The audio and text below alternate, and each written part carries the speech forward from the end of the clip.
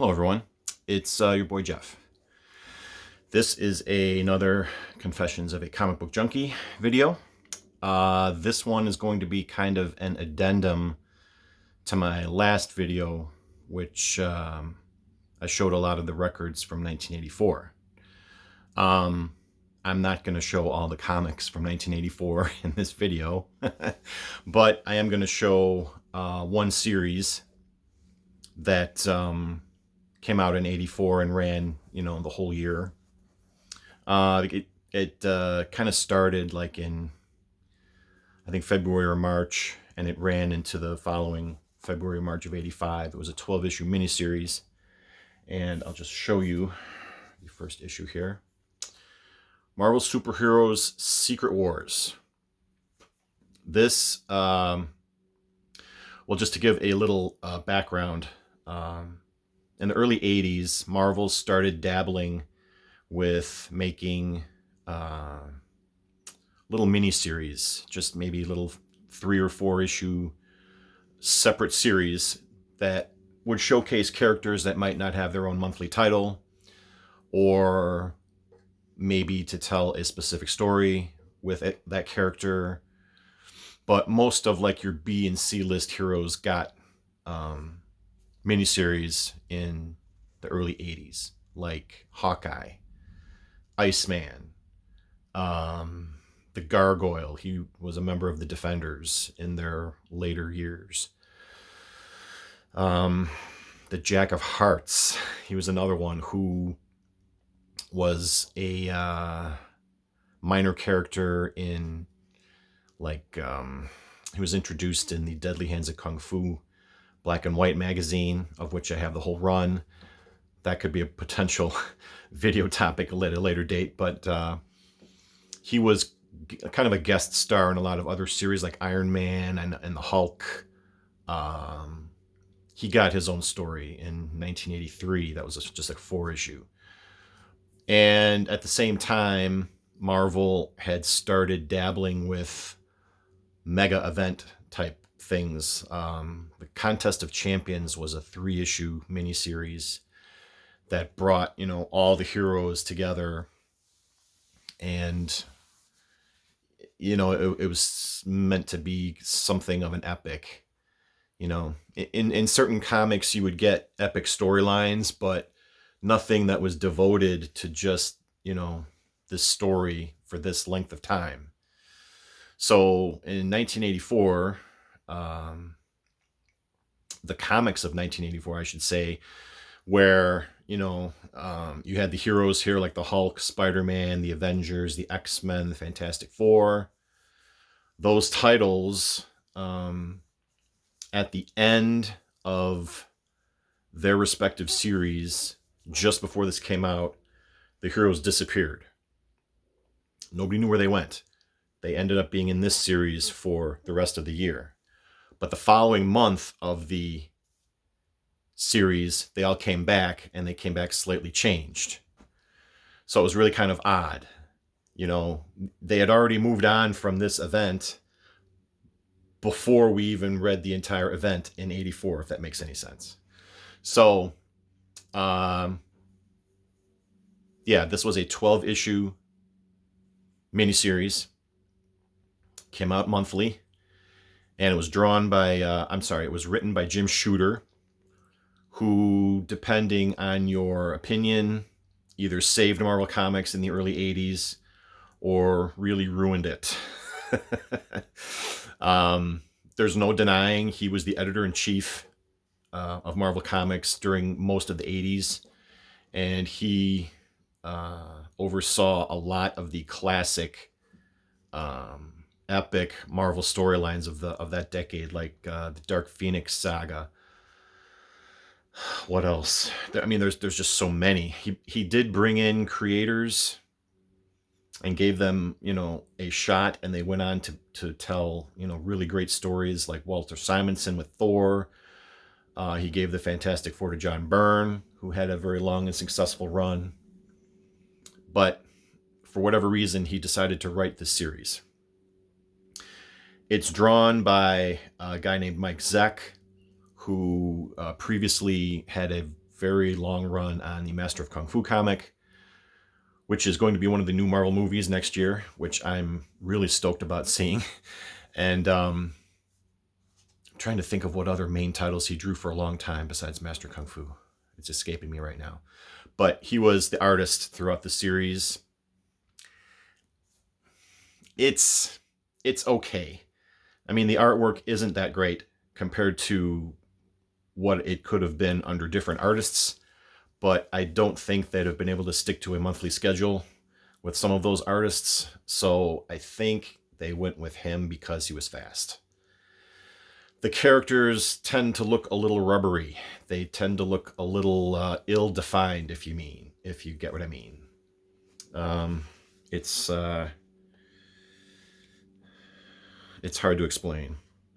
But along with these heroes, there was a whole cadre of villains, which I'll start showing you the covers to the series while I'm talking. Like Magneto, you know, every team and hero that was on the Beyonders world had its opposite in a villain. So you had Magneto for the X-Men, you had Dr. Octopus for the Hulk, Ultron, Galactus, the Wrecking Crew, which were enemies of Thor, people like that. And these two groups of heroes and villains were brought to this world created by a being called the Beyonder. Now, the Beyonder in this series, we didn't see him. We didn't get, you know, he wasn't like drawn or given any idea of what he looked like. He was just kind of this cosmic being who created a planet for these heroes and villains to basically fight on. This is I like this cover a lot. This is when a mountain got dropped on the heroes and the Hulk is just literally holding it up by himself. This is Secret Wars number 4. And the story basically, you know, goes back and forth between these hero and villain teams, you know, fighting each other, winning some battles, losing others. This is number 5. Sometimes even squabbling amongst themselves. You know, at the time when I was reading this, it was pretty exciting because, you know, back then you didn't really get big crossovers between heroes. I mean, you had the Marvel team-up comic, but that was just, you know, heroes teamed up with Spider-Man. But in terms of big groups of characters, here's a cover. Here's basically all the villains right here. Pretty much everybody I showed. Oh, the Lizard. You can see the Lizard. That's a Spider-Man villain. The Enchantress. The Absorbing Man. Yeah. Dr. Doom, of course.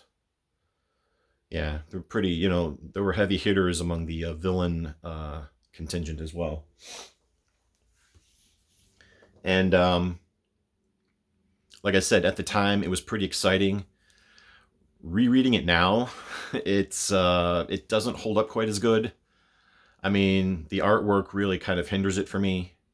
I mean, it's passable, but to my mind, it could have been so much more.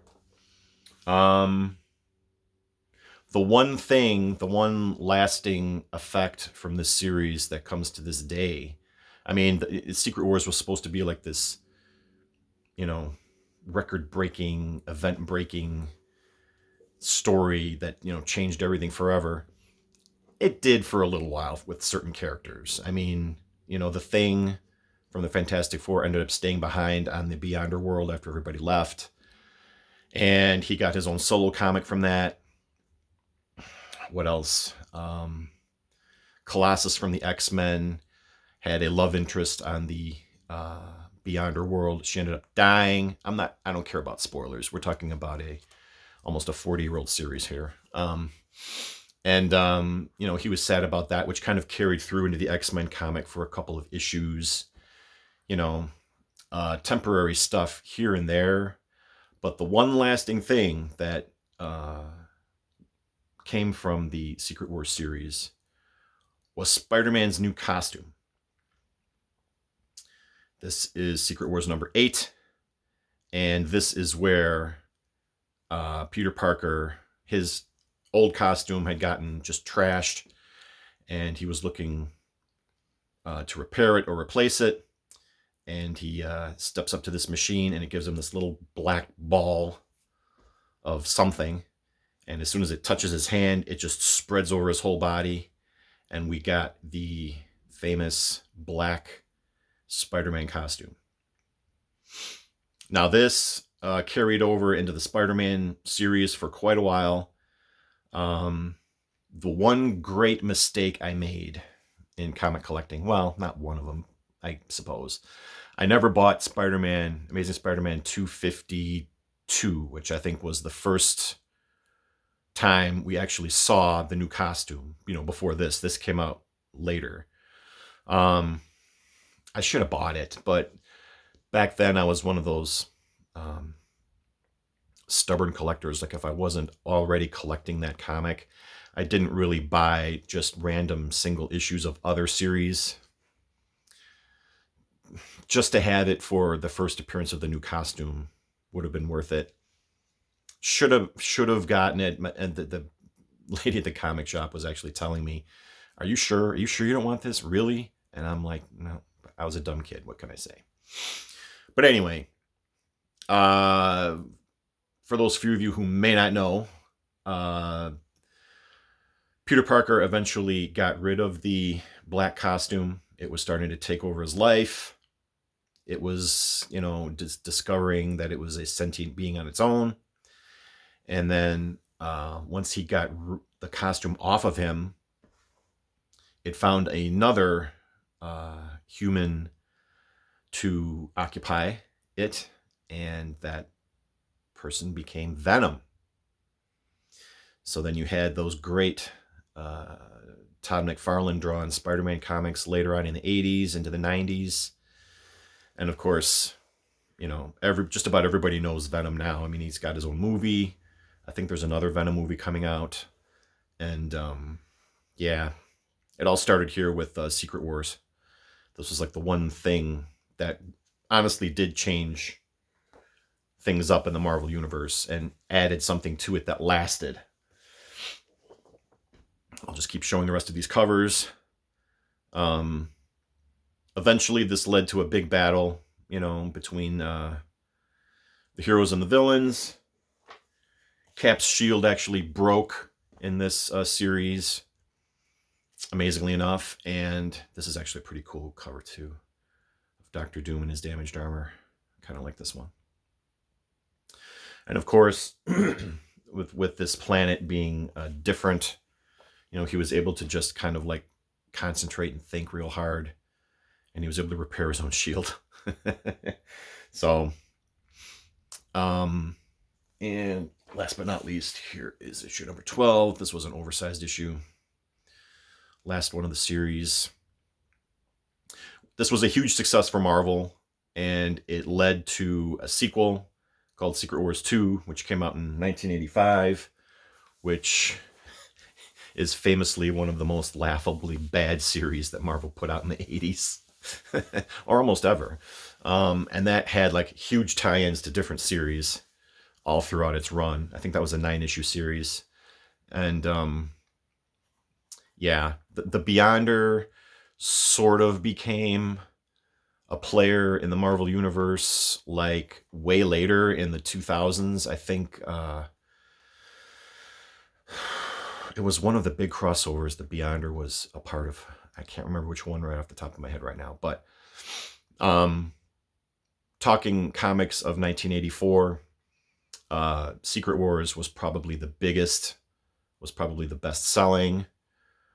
Not necessarily the best in terms of writing and art, but for what it did, it did the job pretty good. So, like I said, it doesn't really hold up 38 years later, whatever it is. But, it did remind me of that summer and that year when those comics were coming out, and I was anxiously awaiting them every month. Brand new to having a pull list at a comic shop. So that was pretty exciting. So, yeah, this was just a little addendum to my Music of 1984 video from last time. There's so many things I want to do with this Comic Book Junkie series that I really don't know where to go next. I wasn't planning on talking about Secret Wars, right now, but after doing the 84 thing, I was thinking a lot about that year besides the music. And when I started thinking about comics, that was like the one series that kind of stood tall above all the others, just in terms of its popularity and longevity. So, yeah, thank you all for watching. This one's nowhere near as long as the music video one, so that's probably a good thing. I'll see you guys soon. Take care. We love Secret Wars. Do you like Secret Wars? If you liked it, if you hated it, tell me what you think in the comments. If you've never heard of it, I think it's been reprinted in like hardcover format. I think that was reprinted on Secret Wars 2. So if you can track it down, give it a shot, see what you think. And yeah, we'll talk more comics soon. Peace this time. Love you guys.